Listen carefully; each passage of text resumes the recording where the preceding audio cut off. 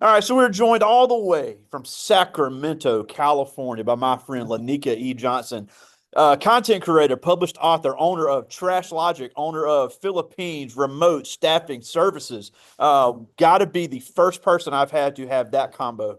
So, well, we thank you so much for joining us today. We got a room full here with me at Velma Jackson High School. It's our entrepreneurship class. We're recording this for all of our friends in Madison County Schools, Madison Central, Germantown High School, Ridgeland High School, the Academic Options Center, and our YouTube channel. So thank you for fitting us in your busy schedule.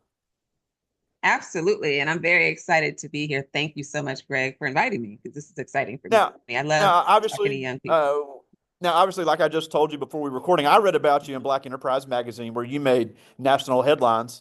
So it's really cool what you did there. So, and we'll get to all of that, but just give us a little background Mhm. because you have kind of a different path to entrepreneurship. Because you I do. spent years working in the industry before you opened your own business. So just give us a little background I of your did. education and kind of your background before you opened Trash Logic, and then your recent foray into Southeast Asia, into the Philippines. Okay, I would love to. So I'll try to make this as short as possible. My path was non-traditional, obviously. When I decided to change my life in about 2012, started in 2011, about 2012, I said, okay, I'm gonna figure out something else I can do. I'm gonna change my life. I had been on television for 7 years. Bet you didn't know that. So I had been on television for 7 years. I was a lifestyle expert for the ABC affiliate. And I decided to step away from that. And I just literally was visiting my parents in Sacramento. Some random woman walked up to me and offered me a job in waste management. I could not even make that up. She just walked up to me in a hotel and said, "Hey, I have an opportunity for you. I'd love to talk to you about it." And that was my start. They moved me from Phoenix, Arizona to Sacramento, California. I started working for Republic Services. I broke all their sales records. I took to it like a fish to water because I was in a place in my life where I was looking for something stable. And so, what's more stable than trash, right? People create trash every day, it's not going anywhere. And it just really was something that I was able to see the result of my labor. And I really needed that at that time in my life. I was a single mother. I had two children. I had gone through, a divorce where I had lost everything. And I literally was starting from $20 in my bank account.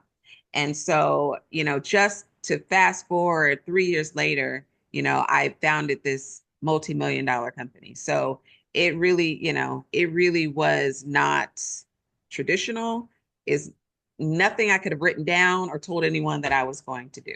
And that's how I ended up in the waste business. And then, 10 years later, here I am. I started a staffing company in the Philippines, and that really was organic. I was looking for customer service staff that I could hire remotely. So I went over to the Philippines and I hired some people. They worked out great. Other entrepreneurs saw what I was doing and they said, "Hey, can you help us find staff in the Philippines?" And that's how Press Staffing was born. So that's my story. That's the short version. Incredible. And actually, I did know you were a former lifestyle expert because there's still clips of Okay. you from your old TV days out there on YouTube. So we'll Oh, have to look at those later. Now, you've made national headlines a few times. You've had all kind of publications about you. You've written books. You've spoken all over the world. Because you really don't see a lot of women, and especially a lot of black women, in the trash industry. But like you said, it is stable. So exactly. what made you, obviously you wanted something stable and you wanted to go into business for Hmm. yourself. So, Yeah. how does the trash industry work? Because we see the trucks, we see the dumpsters. So, Yeah. what are some things that we might not realize goes into this business? Because, it is, and here in Yeah. the Jackson area, we had a big contract dispute that made national news about Okay. about the trash industry. So obviously, it's a lot bigger than we Yeah. realize. So just tell us a little bit about it Hmm. because it was new to me what I was reading Yeah. about. Well, it's a multi-billion dollar industry, first of all. Most people don't even realize that. And I know when I first entered the industry, what was surprising to me was that there was more than just putting your trash out on the curb and some fairy coming and picking it up, because that's what I thought happened. right?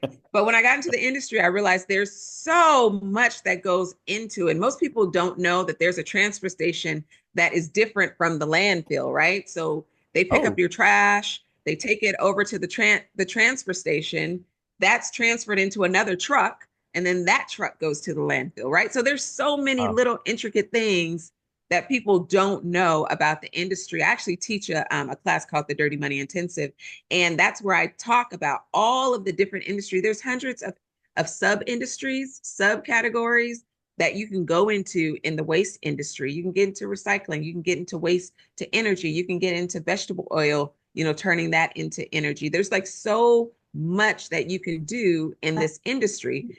I'm 50 years old, if I worked another 50 years, I could never touch all of the industries. Wow. So yeah, it's a really big industry. Yeah, and the interesting thing is we have had all type of guests from all over the world that have joined us, and they all have something in common is they Mm-hmm. solve a problem. Now, where we are, I have all young men in here with me, 15, 16, 17 years old, Yep. and they've all come up with some pretty cool concepts. But it's all about how Yep. can you make something better? Because, for example, we have a couple that are interested in the IT space, in the gaming space. How do you Okay. make it better? We have one interested in the athletic training space. How do you make it better? So obviously, Mm-hmm. trash has been being picked up for decades. So how Right. do you make it better that's already in place? So for me, this is how I've started all of my businesses. This is not my first rodeo, right? The way that I've started all of my businesses was to see what was happening in the news and in the market. So pay attention to the news and to the market. And specifically for me, when I decided to leave corporate America and leave my good paying six-figure job and start my own company was because in California, they had passed new legislation regarding recycling, and all apartment complexes had to have a recycling program. Well, property managers don't know how to manage trash, right?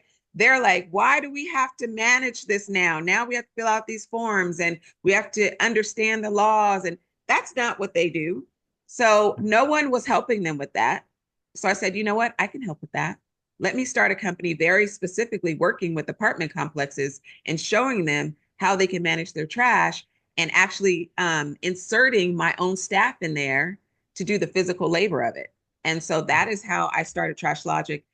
I've done that with every business I've ever started. I saw what was missing, what people needed help with and what I could immediately insert myself into.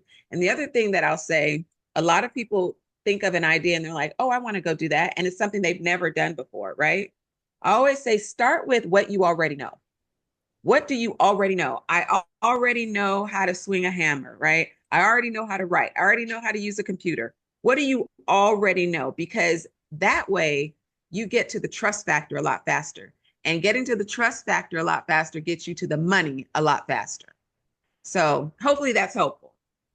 Yeah, and I'm glad you mentioned that because that's what I want to talk about next. You talk about the trust factor, and you talk about you were in sales in the trash industry for years, Mm-hmm. and even and like I always say, we have some cool content. We've had several students come through this class that have started their own business. We have several alums that are running their Nice. own business, even if it's just on the side. But the one Mm-hmm. skill that you have to have, no matter what you do, is you've got to be able to sell something. You got to be able to sell yourself. Yep. You got to be able to sell your product. You got to be able to sell your concept and you got to be able to sell that Mm-hmm. you're a solution. Even if you have a great idea, even if you have the most high tech equipment, when we get done here in a little while, they're Yep. all going to be doing presentations, and they Oh, usually do a great nice. job on it. And the reason Mm-hmm. it's so important to me, and I know every teacher that sees this later can agree on this, is because you've Mm-hmm. got to get comfortable speaking. You've got to get comfortable communicating. If somebody wants to hand you money, you need to tell them what they're paying for and why they're making a good use of that money. The term I always used is Mm-hmm. perceived value. So you spent years in Mm-hmm. sales, so you just had to Yep. learn the entrepreneur side. So how important are those sales skills, no matter what you're selling? I'm glad you brought that up because a lot of people are afraid to go into entrepreneurship because they say, well, I'm not a salesperson. I don't know how to sell myself. I don't know how to sell a product. And this is what I tell my students. And by the way, I taught middle school for 2 years, but this is what I tell my students. You're selling every day. Every day you're selling. You're selling every time you talk to someone. When you try to go talk to a girl and you're trying to get her to go out with you, you're selling yourself, right? If you are talking to your parents and you're trying to get your parents to let you go to a party, you're selling, you're selling yourself. So sales is really just a conversation. Get out of your head that you're selling something and start thinking about it as a conversation. What is it that this person wants to talk to you about?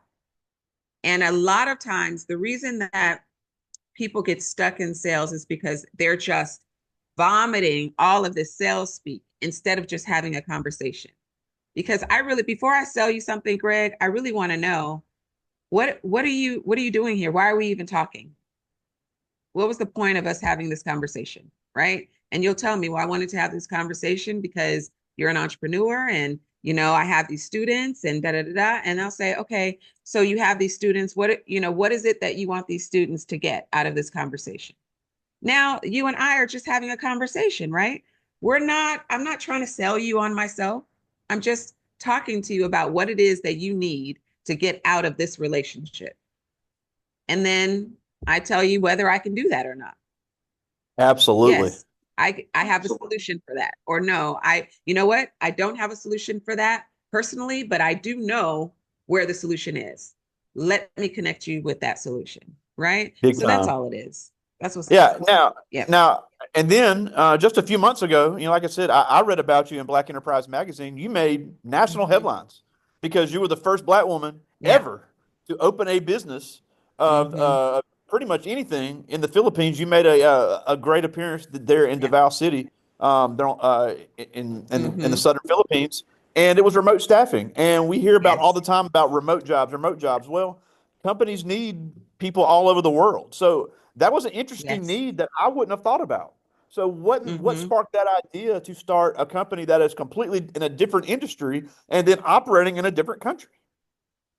Well, the great thing about it, like I said before, is that I had a need in my trash company. So I went and filled that need. Other entrepreneurs saw how I had filled the need for myself and wanted me to help them fill the need for their businesses. So I did that. I went over there and I met all of these amazing people in the Philippines. And they inspired me. I always say, when I go over there and I see how hard they work and how smart they are very educated people. I saw how smart they were, and everything that we do here, they do there. It's just a different country, right? So we have nurses here, they have nurses there. We have HR managers here, they have HR managers there. We have accountants here, they have accountants there. So everything that we have in our businesses, they have there. They just charge us a lot less, right? So someone who's making, $45 an hour here in the Philippines might make $14 an hour. So, it's just a much more affordable solution for small business owners. That's why I work with entrepreneurs because a lot of times what keeps small businesses from scaling is having the finances and the capital to be able to build team. And not being able to build team really keeps you small. So being able to work with the remote staff helps you to scale a lot faster because you can add 5 people where someone else in the US may only be able to add one person, to their team.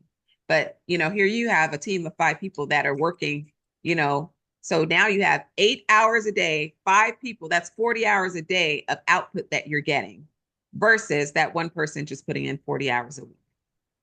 Yeah, So and then on top that of really that, was on Mhm. top of that, because you mentioned about with especially with Trash Logic, you say you have to hire, you have to send your Mhm. staff, you have to send your employees. So, Mhm. we've had several people that have talked about, I was good at my area of business. I was good at sales. I would have a doctor. I was a great doctor, but I Mhm. had to learn how to run a business and manage Yeah. people. So obviously, a Mhm. business like that, you're going to have a lot of people out that work for you. So, what are some things you Yes. have to learn when it comes to managing personalities and managing employees? Because it can be a lot trickier than people realize. Ooh. Okay. So listen, if you can avoid it, don't do it. I'll say that. If you can avoid managing people, don't do it. However, managing people is a skill that you can learn, but people aren't born with that skill most of the time. Managing people is probably the most difficult task that you will take on in your business because you have so many different personalities. And what I try to remind the leaders in my company of is that all of these people come to us with some kind of background story, right? So they have whatever past trauma that they had at other jobs, relationships. They may have had a fight this morning with, their wife, or their husband. You don't know what's going on. They may have a mother that is in failing health. They may have just lost a pet. There's so many things that are happening, and you don't know how that is impacting the way that they're responding to your leadership, right? And so it takes a lot of patience and a lot of just stepping back. So I have a thing that I do that I think is really effective with my guys. My team they're all men, right? So everyone in the field is a man, 100% of them. So what I like to do, because I'm a woman, I'm smaller, I'm 5'2", right? I'm not, there's no scenario in this world where I'm going to get into a major confrontation with any of these guys, right? I have to learn how to lead them, and I have to learn how to manage them, without force, without fear, without, an iron fist. So when I have an encounter and someone seems to be getting very agitated, I have this thing where I just stop the conversation and I say, okay, let's step back for a minute. Can we just let's step outside. Let's get some air. And I just stop the conversation, right? We're just going to slow down the momentum, right? We're not going to get ourselves all worked up. Let's just stop the conversation. Let's step outside. Or if we're already outside, I'll say, hey, let's take a walk around the block, right? Because that gets them to calm down for a minute and realize that the conversation is starting to escalate. But that takes, because we also come with whatever trauma and whatever drama we came to work with. So that just gives everybody a chance to just slow down for a minute and have a real conversation. And that's been really effective for me. As a woman, I need to be really strategic and a little more diplomatic with the way that I manage my team. Yeah, and I think that's interesting because we're doing a project now where they're creating an organizational chart for their own company. And they're asking me how it should Mm-hmm. look. I said, none of y'all's are going to look the same. All of you have different personalities. All Right. you want to delegate differently. You have to decide what fits your company best, what fits your personality best, and what Mm-hmm. fits your needs best. So before you ever open the doors, that's Yes. something you've got to decide. And that plays a part in that. So I'm glad you Mm-hmm. mentioned that because that's a question every entrepreneur has to answer. Now, something else I wanted to Yes. talk about is you mentioned this a few times on some of your content is about your pricing because I have, like I said, all Mm-hmm. 15, 16, 17-year-olds in here with me right now. And we've had Mm-hmm. students go through this class or graduate from our school, and they immediately go into business for themselves, even if it's just a side business while they're in college. Mm-hmm. They start posting prices. Mm-hmm. And I'll say, I don't even know about what you're selling, but I can tell you right now, you're not charging enough Mm-hmm. because we Yep. have teenagers get in that mindset of, oh, I'm 17 years old, I can't afford this, so this is what I need to charge. So that is Mm-hmm. a very scientific game you have to play, but it's one that you Yeah. have to master. So talk about Right. some strategies that you can come up with the best way to price your product without pricing yourself Mm-hmm. out of business and without overworking yourself. Well, first of all, you have to realize that you're not your customer. And I think that is the first thing that entrepreneurs need to understand. You are not pricing for yourself. You're pricing for your customer. And your customer's budget may not look like your budget. So get that out of your head that it's not what I would pay, because you're not the one buying it, right? So that's the first thing. The second thing I would say is you need to know your numbers. It's very, very important to understand your numbers. Even if you're not, even if you don't get into the weeds and you're not super intricate, you need to know your cost of goods. You need to know how much it costs you to create what it is that you're creating, or how much it costs you to run the service, right? I know that every time I roll a truck, rolling a truck means just basically a truck leaving the lot. Every time I roll a truck, it costs me $111 just to roll the truck, just to get it out of the lot. So I Wow. need to know that. So if I charge $115, I've made no money today because it cost me already $111 just to roll the truck. So you need to know how much it costs you just to do your service, just to make your product, right? Factor in any expenses you have that are soft costs, right? You have employees, or you're using contractors, whatever it is, you need to throw all those costs into a bucket and say, this is how much it is. And a good rule of thumb, I would say for new entrepreneurs, you'll perfect it over time. You'll figure out what the sweet spot is, but you want to try to get a 30% margin. You want to try to have 30% profit left over after you pay for everything, right?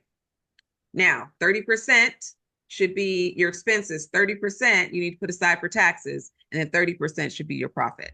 That's what I always tell new entrepreneurs. It's really important to, at least start with some kind of baseline. Absolutely. Well, I do have some questions from the students, and these are really good. And like I Okay. said, these are all young men, but I'm All glad right. they're thinking about this stuff. This first one is Tyler Myers. He's one of Okay. our Hey, Tyler. football players here. And he asked, what Okay. are the biggest challenges facing the waste management industry in California and nationwide? All right, Tyler. That's a really, really good question. There are so many challenges that we're facing. One of the challenges that we are still recovering from 2013, 2014 is that China used to buy all of our plastic. And around 2013, China said, you're sending us trash, so we're no longer buying your plastic. So Wow. it changed the game big for us. We, we made a lot of money selling plastic to China, and we had to find new buyers. Wow. But when you this is a fun fact. When you recycle something that's plastic, it needs to be clean. You need to rinse it out. Wow. I Yes, did it not needs to know be that. rinsed out. Yes. So when you send dirty plastic, it's contaminated and it just ends up going to the landfill. So if say you have a container of, takeout and you're going to recycle it, make sure you rinse out the container so that it doesn't contaminate the load. So yeah, it's really important. So we've had to find new buyers. So we're still recovering from that. Recycling prices went through the roof, right? Whereas my clients used to get recycling for free, now they have to pay for it, and it costs almost as much as the trash does. Dang. Wow. I Yeah. like this one. This is Herbert Carmichael. He's really interested in tech entrepreneurship, but he asked, you mentioned that you started a Okay. lot of business. What was your first ever business idea? Oh, okay. So my very first business was songwriting when I was 12 years old, and I sold my first song when I was 12. Um, and that just kind of got me in the mindset of just making money on my own. So I've always had that mindset. Even when I worked for other people, I always said, I can create something and I can make money. I don't have to work for someone to make money. I've always thought that. My first real business, though, where I had employees, was a catering company. And I was in the Cool. tech space. I used to be a technical project manager. And I was laid off during the dot-com bust in 2001.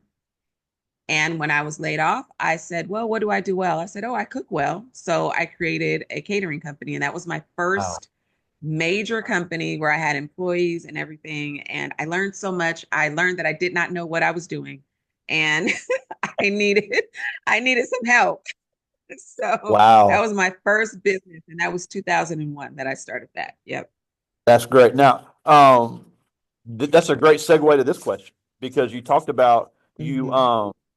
you figured out you can make money as an entrepreneur, not just an employee. Well, this is Hmm. Jordan Job, one of our football players, and he asked, "What was your biggest Hmm. inspiration to become an entrepreneur and not being an employee anymore?" And that was it. I did not want to rely on someone else for the way that I would live. I did not want to be dependent on a job, especially after I was laid off, right? And that rug was pulled from under me. I said, oh, okay, I'll never be beholden to a company again where they can just tell me that my livelihood is over. And that, for me, that was really it. And the great thing is, my daughter just graduated from high school. And as she was looking for jobs, I said, you you can look for a job, but you don't need a job. She said, I know, you raised me. I know that. And I said, okay, good. I did a good job. She understands, right? So yeah, that was I, it. I like this one. This is Edward Flowers, one of our baseball players. And he wants to Yeah. start an HVAC business, which in Mississippi is an absolute gold mine, as Ooh, hot as it gets here.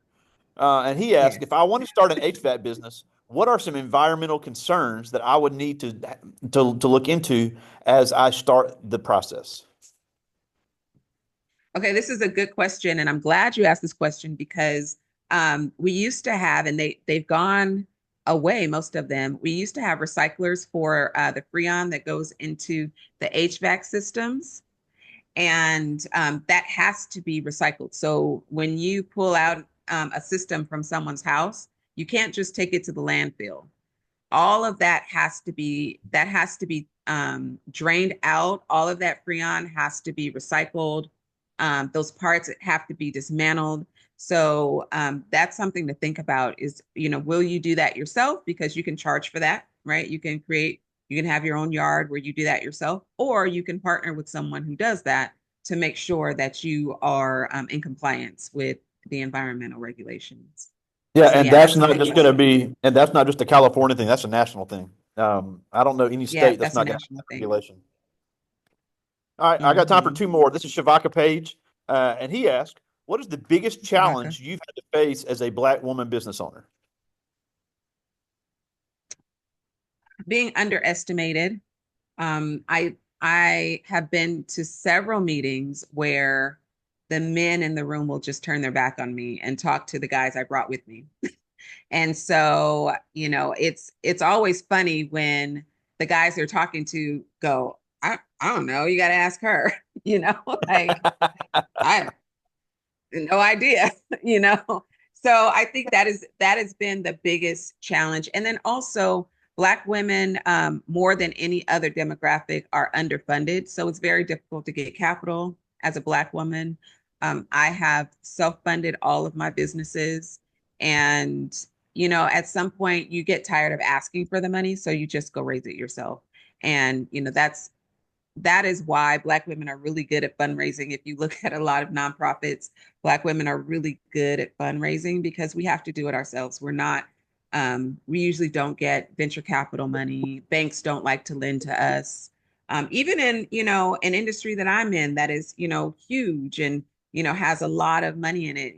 I've received offers, but the offers of money I've received have been so low. I mean, really barely enough to buy a truck, right? So, and I have a multi-million dollar business. So the fact that, it's difficult for me to acquire capital is just, it's par for the course. It's what we expect, is what we're used to.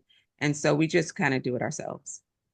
Yeah, and and I always saying this isn't an opinion. Anybody can look this up, but the most educated segment of Hmm. America right now is Black women, and it's actually not close. Yes. And part of that is No. because of the lack of funding opportunities. So Black women are trying harder and harder to get more credentials to show that Hmm.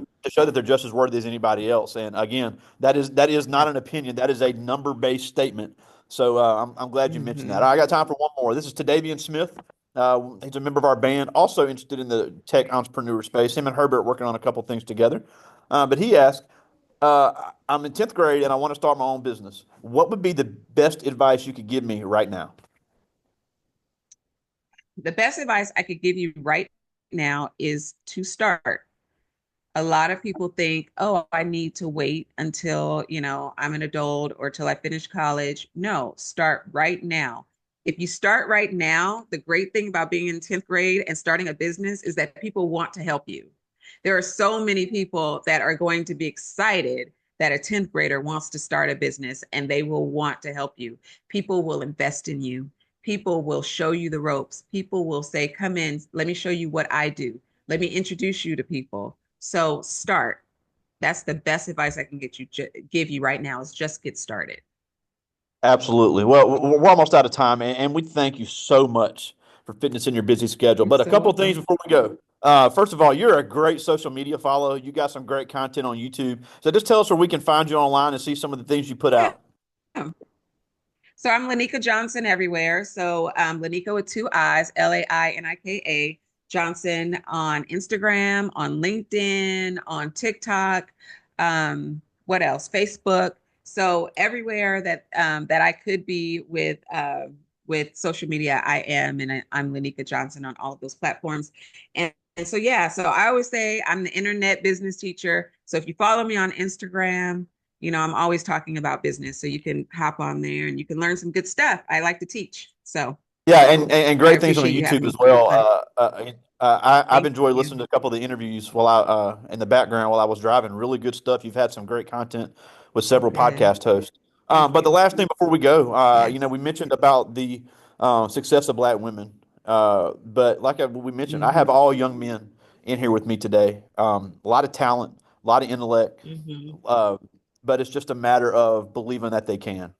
And why is it that Yes. we why is it that we need more successful Black men in our communities? We need more success. We need more successful people in our communities, but Black men specifically, because our young men need examples that are not celebrities, that are not athletes. They need to see what's possible. I'm in a community, and if you guys have a chance, look it up. I'm in a community of Black millionaires based out of um, Atlanta, Georgia. It's called TSP, Traffic Sales and Profit. And when I tell you we have a youth program, when you come into that room and you see 40, 50 Black men and women that have made millions of dollars, that are working together, that are happy, that are, that look just like you, we dance to the same music, right? All of the things, you will be so inspired. And we need more of you to be part of that community. So just know that you can do it. People ask me all the time, you know, how did you make $1 million? And I said, I never thought that I wouldn't. I never thought that I wouldn't. It never crossed my There mind you that that go. wouldn't happen. Love So you just gotta know that you can do it. Yep. And that's it. Love it. Yeah, and you mentioned in that room of millionaires, I would venture to say very few of those are going to be celebrities. These are just None amazing of them business. are celebrities. Exactly. So Yes. None of them the are celebrity celebrities. Yeah. lifestyle the celebrity lifestyle is not the only key to wealth. So it really now more than ever can Hmm. be done. So again, we thank you for joining us all the way from the West Coast, Sacramento, California. Owner of Trash Logic, owner of Press Staffing, Lainika Johnson. Thank you so much for joining us today. Thank you so much. I appreciate you having me. All Okay. right, Bye buddy. bye, you Talk to you guys. soon. See ya.